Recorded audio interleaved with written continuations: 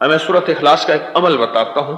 ये एक अमल है जिसको मौलाना उमर पालनपुरी के बेटे रहमतुल्लाह अलैह ने तस्करा किया है। बंदा एक रोज अपनी अहलिया के साथ हजरत की खिदमत में था। वहां पहुंचकर मेरी अहलिया ने हजरत शेख हुसैन अहमद मदनी रहमतुल्लाह अलैह की अहलिया मोहतरमा से कुछ नसीहत की फरमाइश की। पीर साहब की अहलिया पीरानी साहबा कुछ नसीहत फरमा दे। अब पीरानी साहबा ने जो नसीहत फरमाई वो जरा नसीहत सुन ले। वो नसीहत भी है, वो पैकेज भी है, वो रूहानी तोहफा भी है, वो जिंदगी में मर्जी भी है, दुख सुख भी है, खटिया बटिया भी है और मेरी जिंदगी का हासिल भी है। वो नसीहत सुन ले जरा, जो इतनी बड़ी हस्ती की मुर्शिद की अहलिया मोहतरमा ने नसीहत की थी। वो नसीहत सुन ले। वो नसीहत ये थी कि 2 रकात नमाज सलातुल हाजत पढ़ो।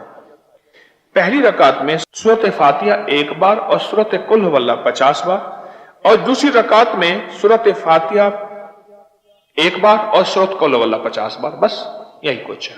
यानी कुल 100 दफा सूरत कुल हुवल्लाह पढ़नी है, बाकी हासिल यही है।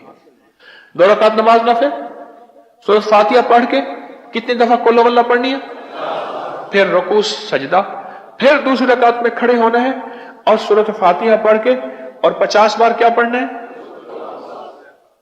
सूरत इखलास कुल हुवल्लाह पढ़नी है। और फिर सलाम के बाद अल्लाह से अपनी हाजत का सवाल करें।